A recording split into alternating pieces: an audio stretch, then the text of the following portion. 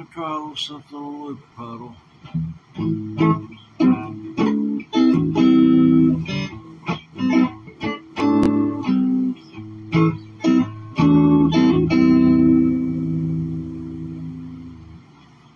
There's something about how I'm going to open it. That'll be kind of the opening where you do the opening licks. And then the body is the deal will run as follows. It's kind of an A to C to D.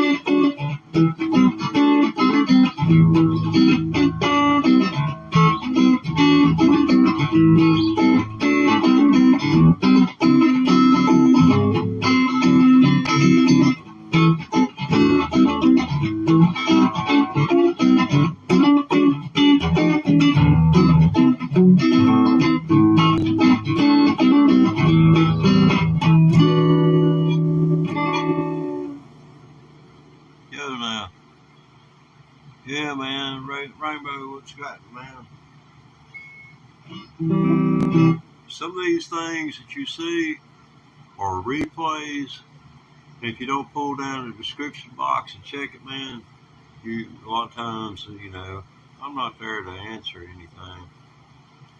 So I can't be live 24 hours a day. It takes 24 hours a day to get enough views to where I could even hope to get monetized. I'm still under 4,000 hours for a year. I've put in thousands of hours. Johnny Cash, I may be able to hook you up with Johnny Cash now. Let's see. I love you moves. Oh, okay.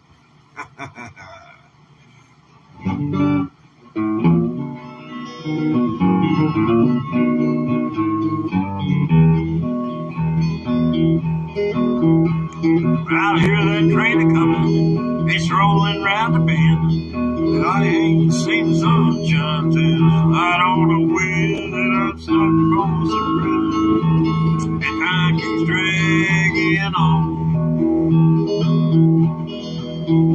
and that train keeps rolling on down the sand. When I was just a baby, my mama told me, son, never play with guitars and never play with guns. But I shot a man in Reno just to watch him die. I told you that was gonna happen.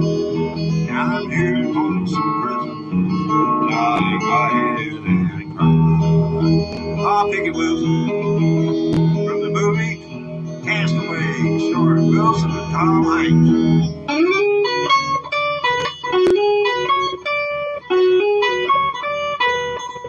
Ah, yeah, Wilson. I don't know what they went after them, but man, you're hot.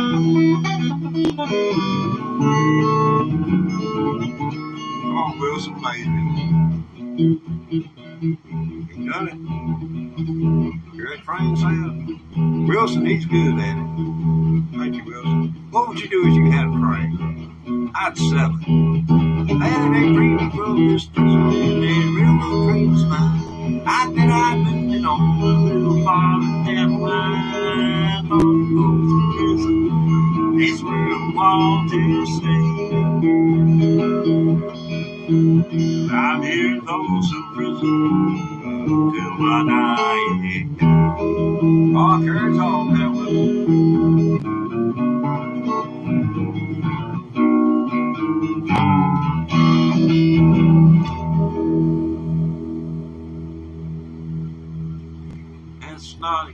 like Luther Perkins would have played it, but Luther, he's something else.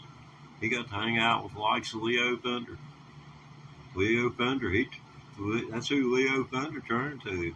His musicians like Johnny Cash, his guitar player. That was what's come to be known as the Bakersfield sound. Let me see what y'all been getting into over here.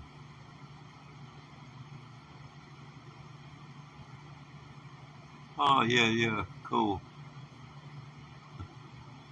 All right. Oh, wait. Sometimes. Let's see what we got up here. So, I guess I fulfill my Johnny Cash obligation there. About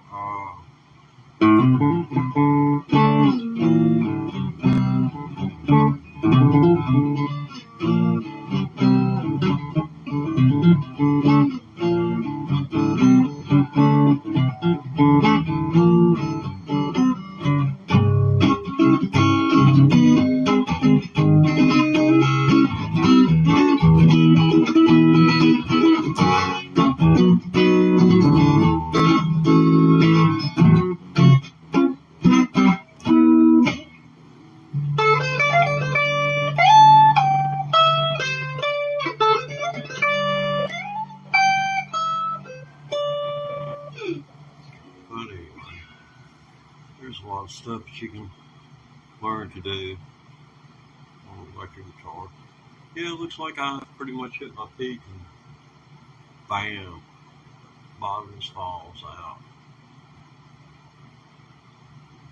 That happens when I sing. But let's see, it's hard to discern.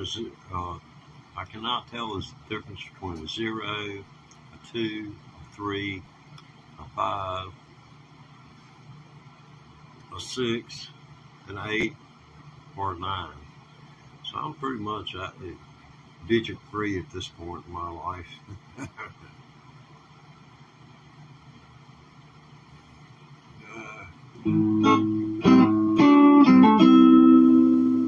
Now I'm going to work up a liquid pedal track.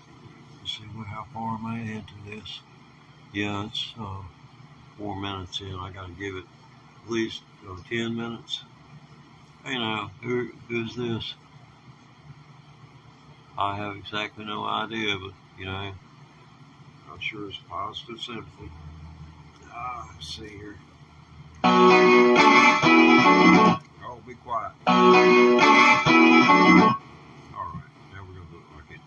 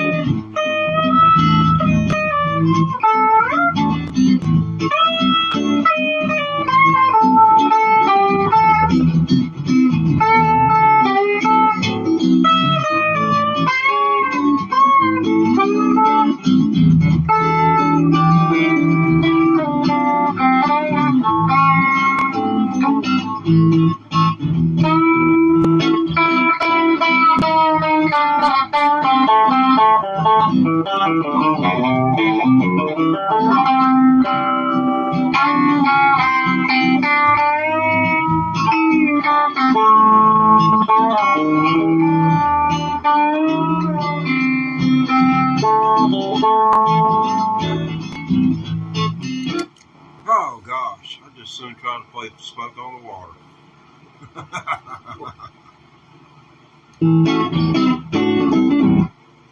Yeah, we'll rid ourselves of that right now. And we got any viewers left?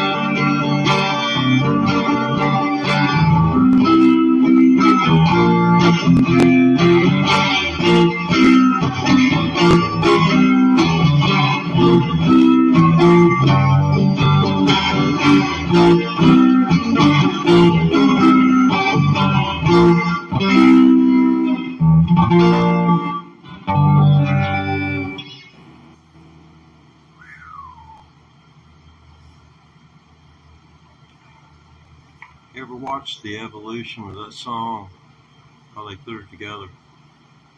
Deep Purple, Smoke on the Water. It's on YouTube.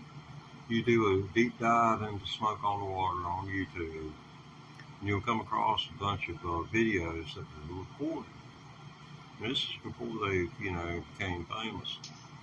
And you can hear the song Lazy coming together in those videos. Smoke on the Water, it's not even there.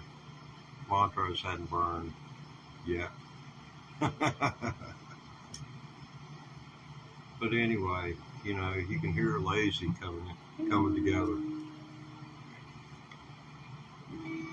So many bands down through the ages have used backing tracks and such. They would do all the parts would be there, and the drummer would be cued off the synthesizer, and it's cued by a synthesizer when it started to beat, or the drummer would cue, and like in the case of the Who, Pete Townsend would hit the button, because that was his baby right there. Barbara O'Reilly, that was all pre-recorded before you ever got there, if you got to see him in concert. I was just so over. Pete Townsend was great in his musicianship on stage, his stage presence. The man was running and jumping in the air, landing on his knees, sliding across the stage. Daughtry just swinging that microphone like he had. This was in '75, so he'd been swinging that microphone for a good 10 years. They had the mic cable where, they lock. There are locking mechanisms. There's a locking mechanism when you put a cable on a microphone. There's a locking mechanism there. And they had taken duct tape and tied it and fastened it, doubled around with duct tape, and left enough slack where it wouldn't mess with the signal wire and make it, because it was going to be taking a lot of abuse, and they wanted it to have slack in it. So they taped the wire up there pretty tight. Man, he'd take that mic, throw it out in the audience, he'd throw it 20 feet, and yank it back. Doobie Brothers, they were the first band I saw that had any type of pyrotechnics. I saw that, and let's see, what song did they use it on?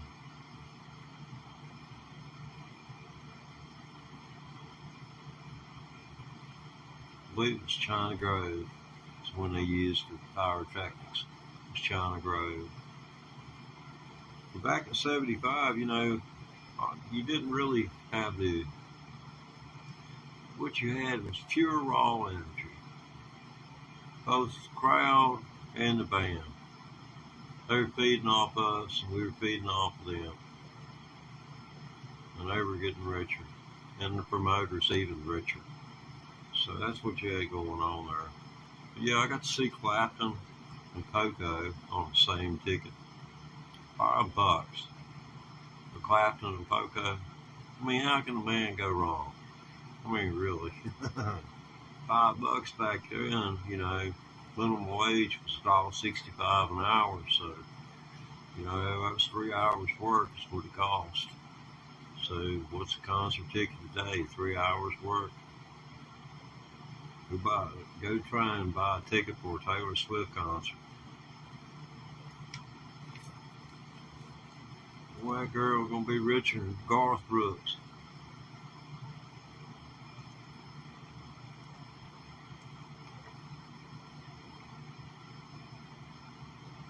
As far as I know, Garth Brooks can't write songs.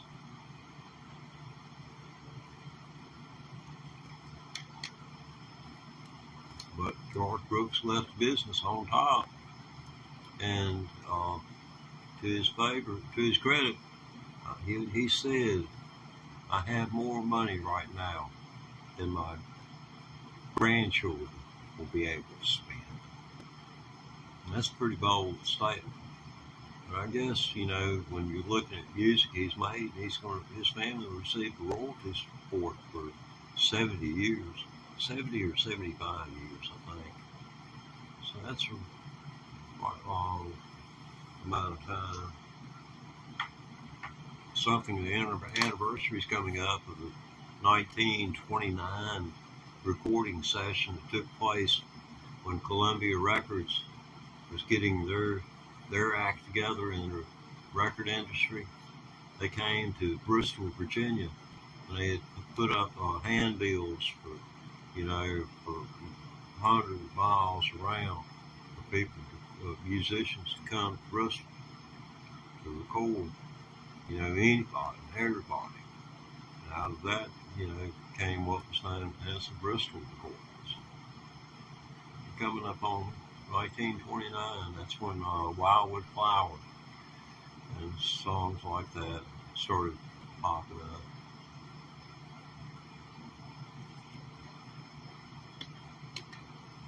I ain't sure when Pop Stoneman showed up on the scene, but I'm pretty sure AP was there in 29 with Ralph Peer, Columbia Records.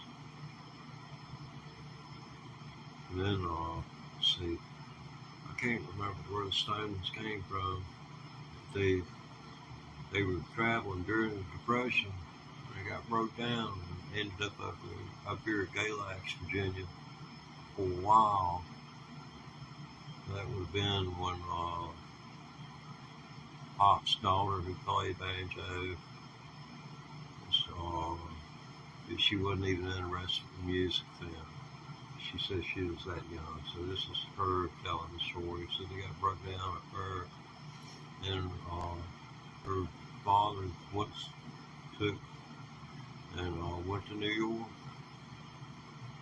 and he sat down and recorded all these songs for them, and came back with enough money to relocate the family.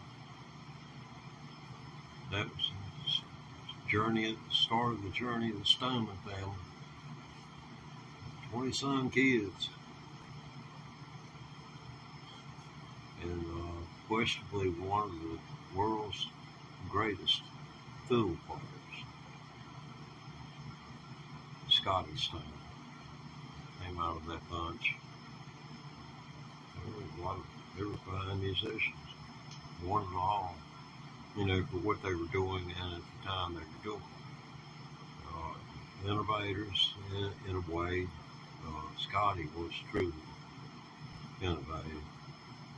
But as far as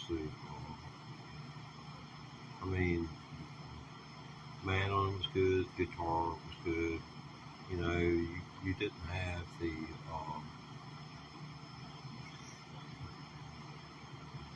but bluegrass hadn't quite caught up to the idea that you could do more with the guitar than play with it. I'll just put it like that. It just hadn't dawned on me that maybe I can play the same notes that the fiddle does. It hadn't dawned on me. But eventually would. By the early 1970s. You had people like Doc Watson who'd been making around. He played with his fingers.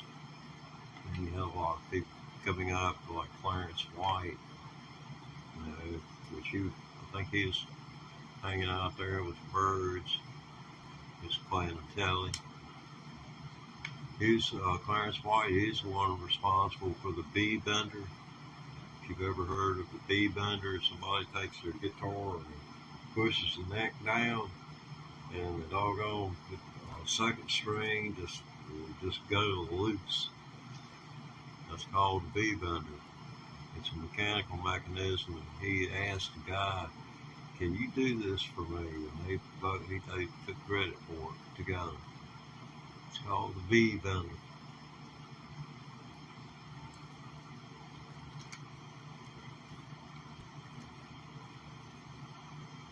I'm scared to look at a video on YouTube of it being used for fear of wanting one. You know how that is. You're stupid enough to pay for it too. It takes some routing. You have to route the guitar out big time. I mean, there's a cable that's got to go. There's a cable that starts right here. It passes through the guitar and comes up right here on this string. And when you hit this thing, it just releases the pressure on this string and it goes loose. You pull it back and it pulls it back into tune. It's purely mechanical in nature. It is real cool. That's called the B-bender. This is called an electric guitar. Hendrix Signature Stratocaster made in Mexico. But the way I look at it, I paid $900. It was floor model from Sweetwater. And, you know, I'm sure I'm one of the few people they pissed off.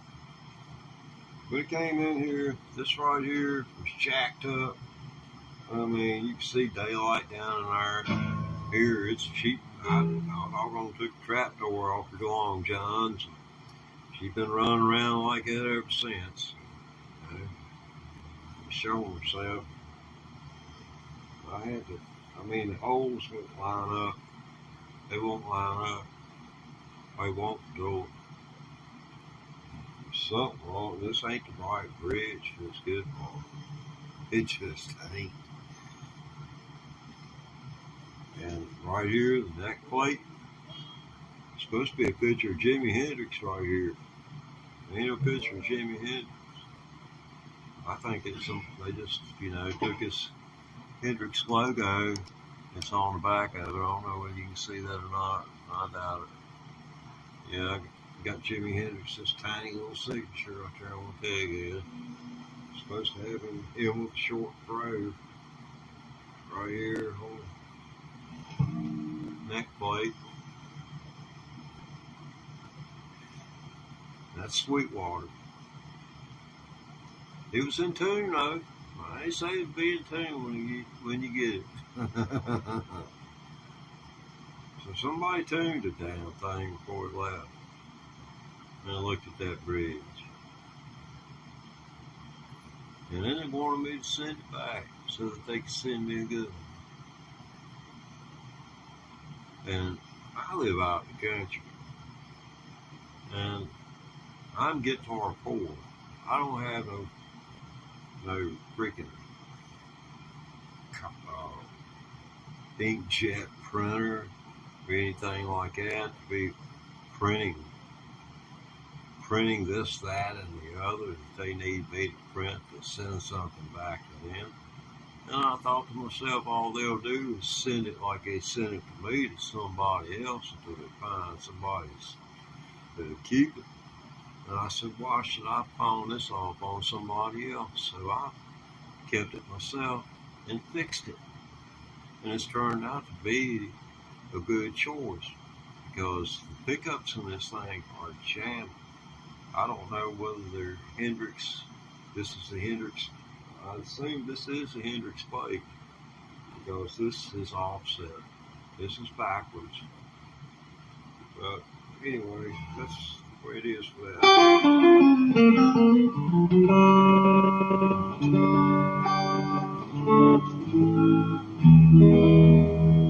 Okay. When Jimi Hendrix and them would hit the stage and they would play Hey Joe, Jimmy always opened it, and it would be a four beat count. The drummer would come off a 4-beat count, and then Jimmy would start, doing his thing, and then the drummer keeps on clicking, so, So he knows where he's at, the bass player knows where he's at, and Jimmy's going to know where he's supposed to be at when they all come down on this beat.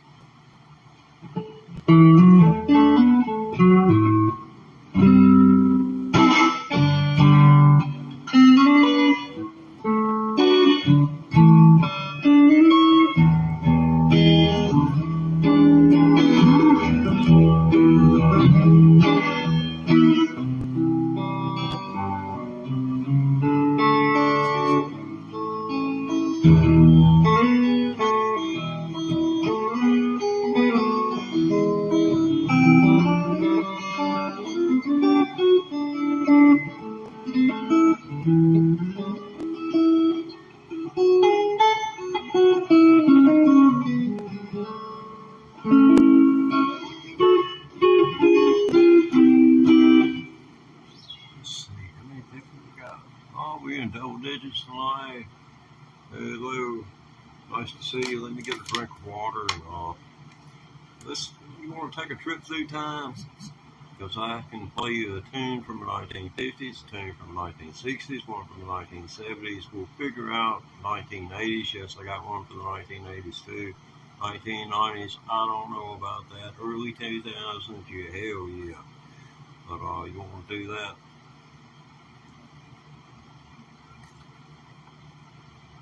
Let's not all chat at once now. Ha ha ha ha. I know. I drink water like it's gross. On the road again.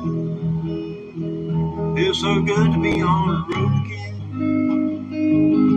Right, my love is making music with my friends. Feels so good to be on the road again.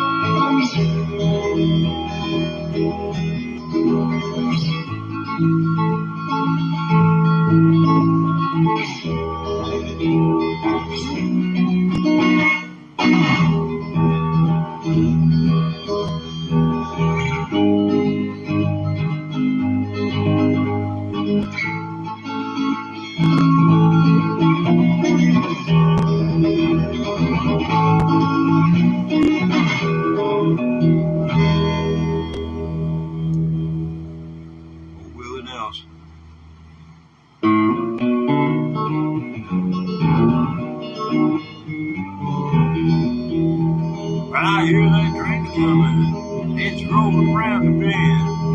I ain't seen no sunshine since I don't know when. I'm stuck in Folsom Prison, and time keeps dragging on. That train keeps rolling on that San Antonio. It's just killing me. When I was just a baby, my mom told me, son, always be a good boy, don't ever play with guns. But I shot man Reno just to watch him die. And I'm here in Folsom Prison, and I ain't got anything to cry. Hey, Wilson.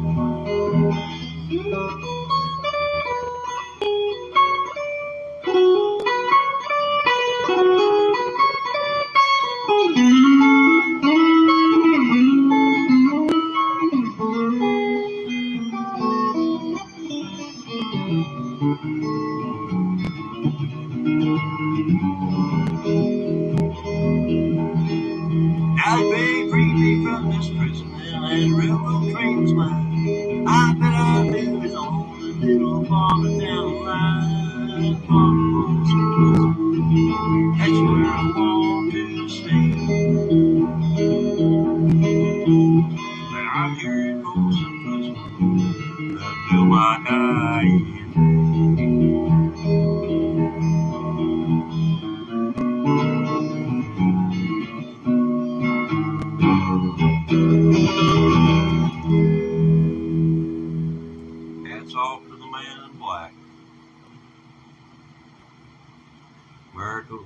be the same as Johnny Cash and Jimmy Carter. Jimmy Carter, he's the only president that ever talked about decriminalizing marijuana. The only one where it ever come off his lips. That was January 28th, 1977, a Friday. I have freaking identical memory. Yeah, it's a curse.